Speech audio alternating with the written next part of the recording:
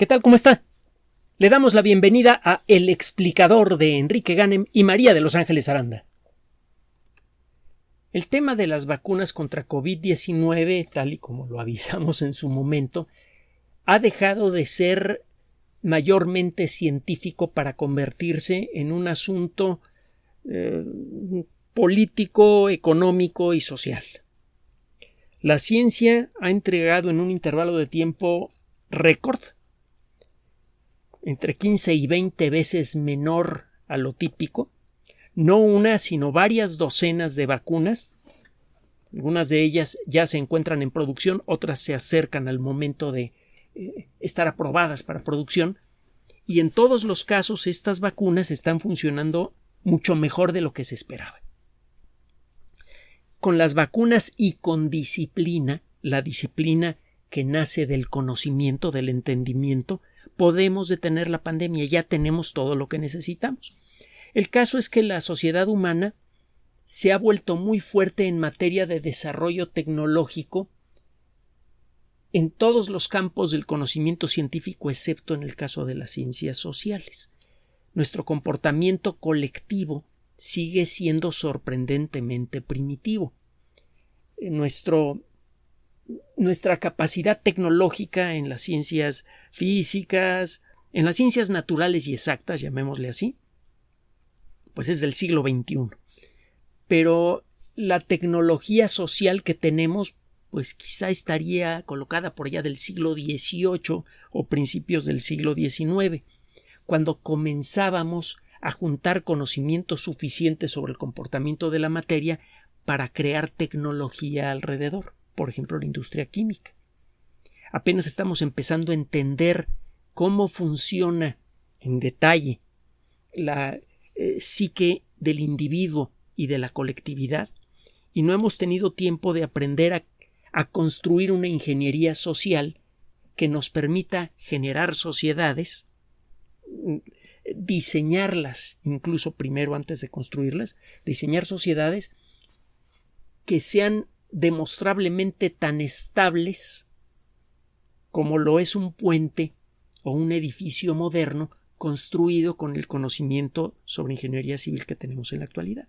No existe una ingeniería social a la altura.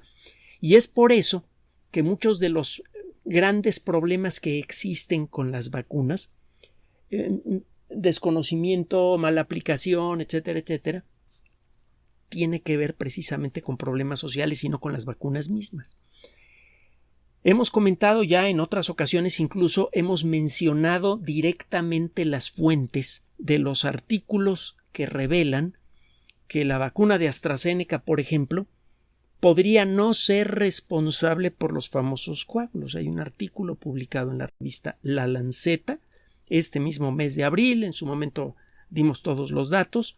Es un estudio muy completo hecho en Dinamarca y dijimos en su momento también que era profundamente irónico y además revelador de los mecanismos sociales a veces equívocos que existen no solamente en un país o en otro, sino en toda la sociedad humana, el que en el país en donde sale el artículo, muy bien sustanciado hasta donde podemos decirlo y hasta donde lo dice la colectividad conocedora, que exculpa a la vacuna AstraZeneca de los famosos coágulos, en el mismo país las autoridades de salud toman la decisión de cancelar la aplicación de esa vacuna en atención más al sentir general de la población que se basa en un profundo desconocimiento de la ciencia.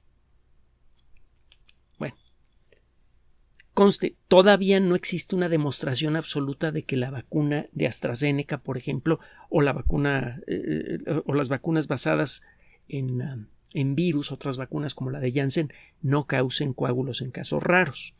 Ciertamente es un tema que está todavía en la balanza. Pero lo cierto es que no existe consenso, no existe material suficiente para decidir si estas vacunas realmente son responsables por estas situaciones. Y si lo son, entonces entra otro razonamiento importante, el del riesgo. ¿Qué riesgos corre una persona de una población X si se pone la vacuna y si no se la pone? Por el momento no existe la posibilidad de escoger qué vacuna se va a poner uno. Así que si uno le toca AstraZeneca y no se la pone, quién sabe qué es lo que pueda pasar, ¿no? Bueno, ya más o menos lo estamos viendo, nada más hay que ver las terribles estadísticas de COVID-19. El caso es que las vacunas están funcionando en términos generales mucho mejor de lo que cabría de esperarse. Son efectivas y pueden ayudar a contener la pandemia. Incluso tienen un comportamiento reducido, algunas mayor, otros menor, comportamiento positivo pero reducido contra las variantes. Parece que en muchos casos la gente que se ha vacunado los estudios están en proceso, pero hay datos que sugieren que la gente que se ha vacunado completamente y se expone al contagio con una variante del virus para la cual la vacuna no es suficientemente efectiva, esa persona puede enfermar, pero lo más probable es que enferme con una altísima probabilidad de manera asintomática o ligera. El número de casos graves de COVID-19, incluso cuando se trata de variantes mutantes, parece disminuir de manera importante en personas vacunadas. Algo hemos comentado antes. Le digo, todos estos estudios son preliminares. No tenemos los datos completos. También hay que subrayar esto. No ha habido tiempo para conseguirlos. Pero bueno, uno tiene que actuar sobre lo que uno tiene, sobre la información objetiva que está disponible en el momento. Y la información objetiva que tenemos a la mano sugiere que las vacunas son realmente efectivas y que utilizándolas de una manera juiciosa podemos contener la epidemia. Eso de utilizarlo de una manera juiciosa involucra, por un lado, a quién se le va a dar la vacuna primero. Y eso, la responsabilidad de eso reside en las autoridades de salud de cada país. Pero por otro lado, el utilizar la vacuna de manera juiciosa también le concierne al público en general, a usted y a mí. El aprender que la vacuna no va a permitir que mañana nos quitemos las mascarillas, que el distanciamiento social todavía tendrá que existir, aunque con reglas más suaves según aumenta el número de personas vacunadas, y que eso puede tomar tiempo, simplemente porque la sociedad humana no tiene la capacidad para fabricar tantas vacunas para ponérselas a casi 8,000 millones de personas. Bueno, ¿y el rollo de hoy de qué trata? Bueno, ahí le va. Es un complemento a las perspectivas que se están integrando con respecto a las vacunas. Sabemos que por distintos motivos muchas personas solamente reciben una de las 2 dosis de vacunas como la de Pfizer, AstraZeneca o cualquier otra vacuna que sea de 2 dosis. Ya tenemos algunos datos que sugieren de manera razonablemente clara, son datos preliminares pero parece que son bastante confiables, que si recibe usted una sola dosis de la vacuna de Pfizer o de la de AstraZeneca, el riesgo de contagiarse disminuye. Pero eso vale para la enfermedad asintomática, ligera o grave. El riesgo de contraer la enfermedad intermedia o grave disminuyen también y de manera importante. De hecho, parece que el riesgo de contraer la enfermedad grave, que es lo primero que uno quiere evitar, disminuye de manera muy importante. Pero la probabilidad de que usted enferme de manera asintomática o ligera y contagie a otros sigue siendo sustancial. Es uno de los motivos por los cuales se aplica la segunda dosis. Es primero que nada importante evitar más muertes. Es lo primero. Pero inmediatamente después, y en conexión con esto, es necesario evitar nuevos contagios. Y una persona asintomática puede ser un contagiador muy efectivo. Entonces hay que reducir la posibilidad de que una persona contagie a otra, y para eso es que las personas que han construido estas vacunas indican una segunda dosis. Y por ahí existe el run de que a lo mejor se va a proponer una tercera dosis para la vacuna de Pfizer y probablemente para otras varios meses después de la primera etapa de vacunación, quizás hasta 1 año. Ok, es lógico que todavía no tengamos claro el rollo de las dosis, si van a ser 2, si van a ser 3, etcétera, porque pues, estamos descubriendo los efectos de la vacuna mientras las utilizamos a gran escala. Normalmente no hacemos las cosas así. Se desarrolla una vacuna, se hacen un montón de pruebas y ya que entendemos cuáles son todos los efectos, se aplican a gran escala, pero ahora no hay tiempo. Las vacunas ya están salvando vidas en este momento, ya están reduciendo el ritmo de hospitalizaciones, ya están empezando a entregar resultados, a pesar de que se ha vacunado a una fracción todavía minoritaria de la especie humana. Y recuerde que las vacunas no son 100% efectivas, así que una gente que se ha vacunado, una persona que se ha vacunado, incluso con las 2 dosis recomendadas de una vacuna y que ha dejado pasar el tiempo apropiado de la segunda vacuna, puede enfermar asintomáticamente o incluso con síntomas que quizá podrían llegar a ser severos, aunque la probabilidad es muy baja. Pero la probabilidad de que una persona completamente vacunada enferme de manera sintomática o ligera es pequeña, pero existe.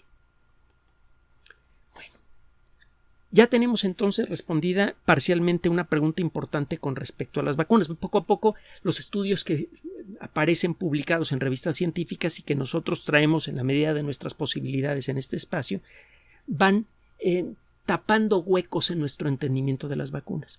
¿Qué pasa si una persona se pone una sola dosis? Bueno, pues la probabilidad de que enferme gravemente disminuye en forma importante, pero la probabilidad de que enferme, aunque sea de manera sintomática, sigue siendo apreciable y eso significa que esa persona se siente que esa persona tiene una posibilidad importante de contagiar a otras. Ahora faltan muchas preguntas por responder. Por ejemplo, ¿qué pasa si me pongo la primera dosis de una vacuna y la segunda dosis de otra? No sabemos. Ya hemos comentado el asunto y cuáles son las perspectivas que tienen muchos epidemiólogos. Pero hechos demostrados todavía no tenemos. Si escucha usted por ahí algo al respecto, no haga caso. Ahora, ¿qué ocurre si una persona, esta es una pregunta importante cuya respuesta inicial le vamos a presentar el día de hoy. ¿Qué pasa si usted nada más se puso una dosis de Pfizer o una dosis de AstraZeneca y no continuó con el proceso de vacunación? ¿Qué tan fácilmente puede usted contagiar a la gente que vive bajo el mismo techo? Si usted tiene algún potencial para contagiar a alguien, ese potencial se va a manifestar más rápidamente, de manera más obvia, entre la gente que comparte la misma casa día a día. Si usted, después de recibir una sola dosis de la vacuna, resulta ser tan contagioso para los miembros de su familia como lo son las personas que no se han vacunado, significa que la vacuna, con una sola dosis, disminuye el riesgo de que usted enferme, pero no disminuye el riesgo de que usted contagie. Esa es la lógica con la que se hizo este trabajo. Un grupo inglés, en Inglaterra se ha juntado mucha información porque han hecho un esfuerzo muy grande de vacunación y tienen un sistema de salud que documenta muchas cosas. Un trabajo inglés que se encuentra ya en prepublicación en manos de la revista Nature, en un servidor que se llama go.nature.com. La nota editorial aparece el día de hoy, 30 de abril, en la sección de la revista Nature, que puede ser accedida por Internet, en donde se exploran los trabajos recientes que se están haciendo en el mundo de la ciencia en general y en relación a coronavirus en particular. Esto que le estoy presentando es el resumen que ofrece el departamento editorial de Nature, de las revistas científicas más importantes, sobre un artículo que ya aceptaron para publicación, que está en prepublicación. Y eso significa que todavía falta que los árbitros, los asesores científicos de Nature revisen el artículo para ver si no encuentran algún error. El equipo que lo presenta es conocido, la institución que lo presenta es conocida, así que da la sensación de que estos artículos van a pasar prácticamente sin correcciones. Esto lo hemos tenido que hacer en varias ocasiones en el pasado, platicar de artículos que están en prepublicación y prácticamente todos se han publicado, por cierto, hay que señalarlo. Lo hemos tenido que hacer por la situación tan especial que plantea la pandemia. Normalmente en el mundo de la ciencia no es bueno hablar de un artículo que esté en prepublicación. hasta que no lo revisen los expertos, hasta que no salga publicado y la colectividad científica especializada en el tema revise el artículo y empiece a ofrecer comentarios, críticas, etc. Y a que los autores del artículo se defiendan. Entonces, una vez que la colectividad ha alcanzado un consenso con respecto al artículo, sí está bien, los datos son buenos, entonces normalmente es cuando nosotros agarramos el micrófono y echamos el rollo. Aquí nos estamos adelantando por las prisas. Pero bueno, en estos casos siempre verificamos las credenciales de las personas y de las instituciones que ofrecen estos artículos que están en prepublicación. En este caso tiene usted a Kevin Dunbar, Gavin Dabrera y otros investigadores del Departamento de Salud Pública de Inglaterra en Londres, que es una institución muy, muy conocida. Recuerde usted que mucho del trabajo interesante que se hizo durante la primera etapa en la historia de la epidemiología moderna se hizo en Londres. Hay el caso de una epidemia de cólera y de un pozo, toda una historia detectivesca. Y fue gracias a esa historia que se establecieron muchos de los principios de lo que ahora se conoce como epidemiología, la disciplina formal de la epidemiología. Por cierto, los ingleses también han sido pioneros en otro tipo de trabajos detectivescos. Ellos le ofrecieron al mundo los primeros aviones de reacción, aviones de chorro, aviones jet de pasajeros, el Comet, en la década de los 50, y después de un arranque así muy, muy espectacular, algunos Comet comenzaron a explotar en el aire y a caer, y nadie sabía por qué. Y fueron los ingleses los mismos constructores de los aviones, en colaboración con otros investigadores, prácticamente todos ellos ingleses, los que encontraron la causa. Y la metodología con la que establecieron las causas de esos accidentes ayudó a inspirar los trabajos que ahora se hacen cuando ocurre un accidente aéreo. Y si usted ve cuántos aviones vuelan todos los días con cuántos pasajeros y ve cuántos aviones de aerolíneas conocidas que reciben el mantenimiento apropiado se accidentan al año, se dará cuenta que está usted mucho más seguro en un avión que en el baño de su propia casa. Y esto es consecuencia precisamente de estos trabajos. Los ingleses empezaron, le pusieron el ejemplo al mundo sobre cómo investigar accidentes aéreos y cómo determinar con detalle las causas y corregirlas. Se han ido corrigiendo error tras error, limitación tras limitación en la industria aeronáutica, y por eso ahora es tan segura. Y lo mismo ha pasado en el caso de la exploración sobre las causas de las epidemias.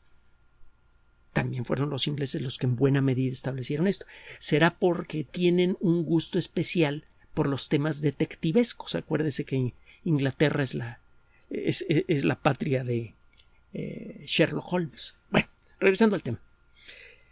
El caso es que estos investigadores, Dunbar, Dabrera y otros, que trabajan en el Departamento de Salud Pública en Londres, se pusieron a buscar personas que habían recibido una sola dosis de Pfizer o de AstraZeneca y que se infectaron. Estudiaron 365,000 casos en el Reino Unido. No crea que buscaron 4 o 5 casos. 365,000 hogares en donde cuando menos uno de los miembros había recibido la inyección de la vacuna y esa persona se infectó, aunque fuera sintomáticamente. La idea era comparar estos hogares, lo que le comenté hace rato, comparar estos hogares en donde la persona que se había vacunado una vez luego se infecta, con hogares en donde nadie ha recibido la vacuna. Obviamente hay que comparar hogares de distintos estratos sociales, distintas regiones del país, etc.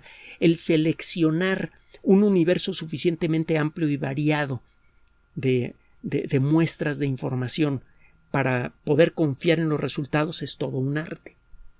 El trabajo estadístico que hay que hacer para hacer este tipo de estudios, el trabajo previo, es bastante laborioso y es bastante interesante también. También es detectivesco, por cierto.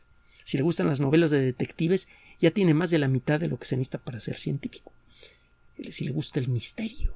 si le gusta revisar claves y tratar de poner claves dispersas y a veces conflictivas de manera que le presenten una perspectiva completa, pues ya tiene usted una parte de lo que se necesita para ser científico.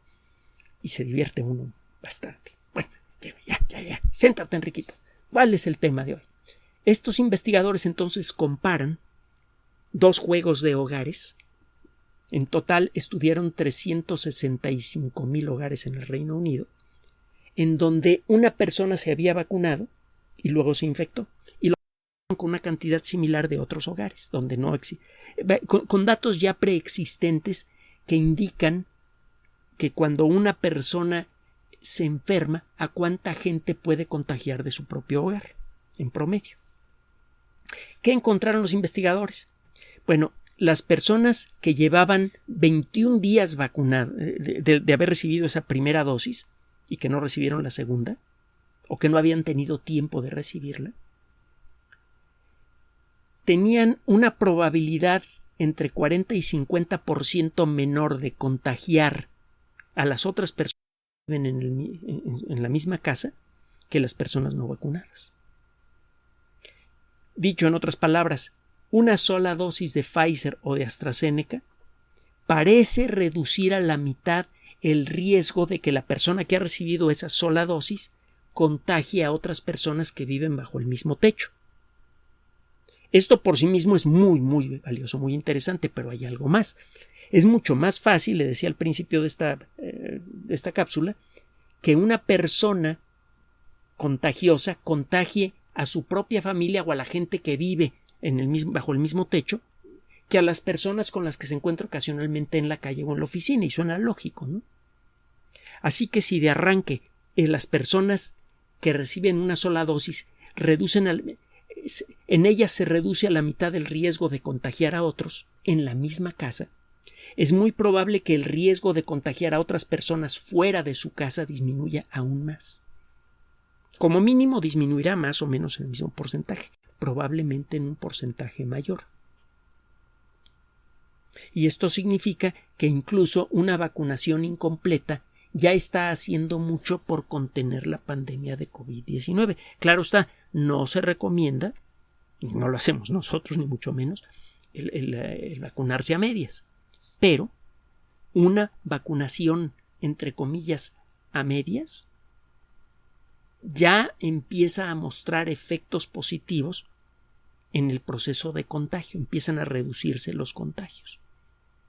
Y es lo primero que necesitamos para empezar un mejoramiento en las terribles estadísticas de COVID-19, algo que, por cierto, ya se comenzó a ver en muchos países. Entonces, las vacunas sí están funcionando. Las vacunas funcionan bien, no son perfectas. Seguramente aparecerán la versión 2 o 3.0 de distintas vacunas como consecuencia de la aparición de mutantes. Lo hemos comentado muchas veces. El sacar esas nuevas versiones, también lo hemos comentado, debe ser fácil, mucho más fácil que construir una vacuna desde cero. Nada más hay que cambiar la fórmula del ARN que se en estas vacunas, sea a través de un virus, sea de manera directa en microgotitas de grasa. Seguimos inyectando lo mismo, grasa con ARN, solo que lo que está grabado en el ARN cambia. Así que no se deberían requerir muchas pruebas para aprobar las vacunas 2.0 o 3.0 de Pfizer, AstraZeneca, Janssen o de quien sea, o las nuevas que ya vienen atrás. Entonces, anímese. Tenemos buenas herramientas para enfrentar a la pandemia. El mayor problema que estamos enfrentando ahora es nuestra inestabilidad emocional colectiva, nuestra incapacidad colectiva para portarnos como seres inteligentes. Nos gana la emoción con mucha facilidad y lo politizamos todo. Por favor, obviamente esto, dicho sea de paso, con todo respeto a las tendencias políticas de quien sea, nosotros no nos metemos con eso. Lo que le vamos a decir está pensado en favor de usted, de su familia y de la gente que tiene cerca. Tranquilícese. Hágale caso a las autoridades de salud. No escuche rumores. Hay por ahí toda clase de rumores, por ejemplo, sobre el uso del dióxido de cloro o el uso del peróxido de hidrógeno. El peróxido de hidrógeno puro es una sustancia tan corrosiva que si le cae una gota en la mano se la perfora. Es combustible para cohetes. De hecho, los primeros cohetes modernos de largo alcance, las armas de venganza número 2, los famosos cohetes B-2 alemanes, utilizaban peróxido de hidrógeno y alcohol. El peróxido de hidrógeno casi puro, con cualquier pequeño estímulo, libera mucho oxígeno que servía como comburente para el alcohol. Así que el peróxido de hidrógeno puro es una sustancia que conocemos desde hace mucho tiempo, no la venden a nadie. Así que todos estos rumores de que el peróxido de hidrógeno puro cura el COVID-19, por favor no le haga caso. Lo más cerca que puede usted conseguir al peróxido de hidrógeno puro es el agua oxigenada que venden en las farmacias. Y es peligrosísimo que el agua oxigenada entre en contacto con las mucosas. Dar un trago de agua oxigenada es directa y abierta inmediatamente peligroso. Entonces, por favor, hágale caso a las autoridades de salud. Serénese. No tome decisiones basadas en la emoción o en la intuición. Las decisiones, sobre todo en casos como estos, se toman con base en el conocimiento. Siga usando la mascarilla, mantenga el distanciamiento social. Empezamos a ver los efectos. Todavía no ha llegado la tercera ola que todo el mundo temía aquí en México. Sigamos así. Y siga atendiendo a lo que dicen los expertos. Gracias por su atención. Además de este canal oficial en YouTube, tenemos nuestro sitio web www.lexplicador.net, las redes sociales de siempre, Twitter Enrique-Ganem, Facebook Enrique Ganem, sitio oficial. Recuerde que también por sugerencia suya tenemos abierto un espacio en Patreon, el explicador Enrique Ganem, y en PayPal, el explicador patrocinio@gmail.com, gracias a los cuales sostenemos este espacio. Finalmente, el explicador siempre somos María de Los Ángeles Aranda y Enrique Ganem. Gracias.